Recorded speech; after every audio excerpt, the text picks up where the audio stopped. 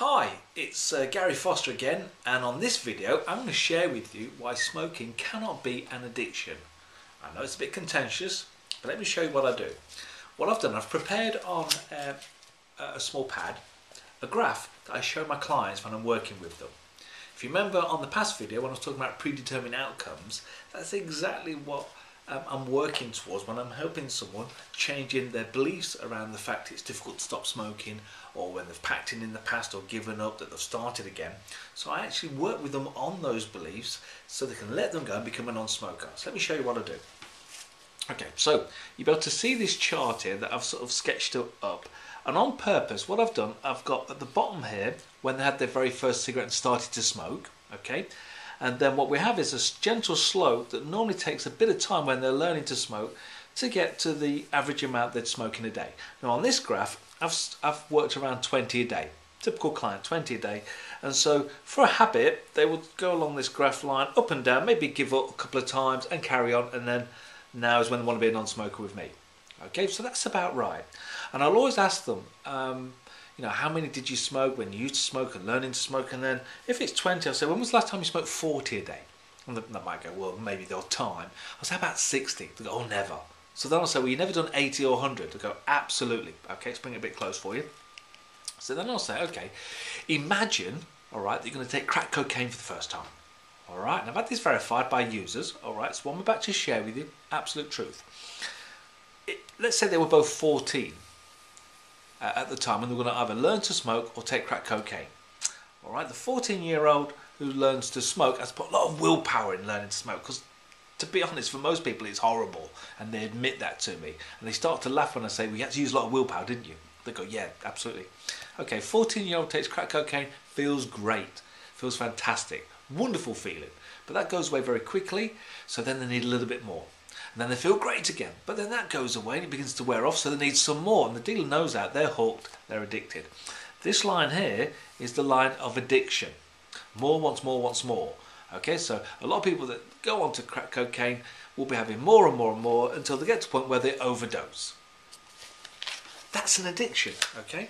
Now at that point I'll say to someone who's in front of me, when was the last time you heard of anyone overdosed on cigarettes? And most of my clients will say, never. Actually, they all say never. Okay, the odd one or two might say, well, yeah, people do die from smoking. But that's not overdosing. It's the same as a drug addict, is it? And bearing in mind that if they were really addicted, like the crack cocaine pathway, then they should have to smoke 20, then 40, then 60, then 80, then 100 a day, and beyond that. Well, they don't. They reach a comfort level because they use a lot of willpower at the beginning to learn to smoke. And that's quite interesting when you bring that up, because most people think they've got no willpower to be a non-smoker. And what I'm saying is they used a lot of willpower to learn to smoke, and that's the majority of them.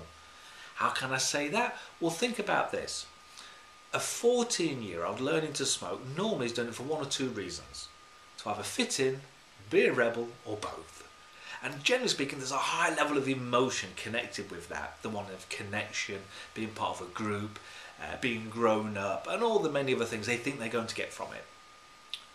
The reality is they put that cigarette in their mouth, they suck on it when they've lit it up, and it tastes horrible. But you know what? It'll be more painful not to carry on than to carry on. So they carry on. And they carry on through that pain, through the discomfort, at the same time in their own mind thinking it's going to get easier. And our old friend Pavlovian conditioning kicks in. So what I mean by that is that if, let's say, they're in an environment where it's very exciting, they shouldn't be doing it, it's naughty, and they've got this really excited feeling, and they put a cigarette in their mouth, well, they've linked in the fact that it's exciting, then they put a cigarette in their mouth. So the next time they do it, they get excited again maybe, or if they're a bit naughty, shouldn't be doing it, get those feelings going, cigarette in their mouth. And then when they're out with friends having a good time, cigarette in their mouth. And so on, and then this anchoring begins to begin. It's called association. So we've got pleasurable activities, put a cigarette in your mouth. Pleasurable activities, put a fag in your mouth. And in the end, the brain associates, oh, well, I'm feeling good, have one of these. When I'm feeling excited, have one of these. Not the other way round. Not when I have one of these, it makes me feel good. That's got you thinking, hasn't it? Yeah.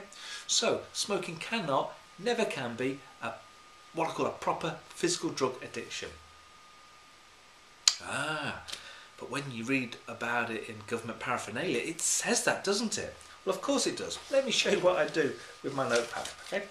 What I tend to find is that most of my clients are quite savvy, they understand what's going on.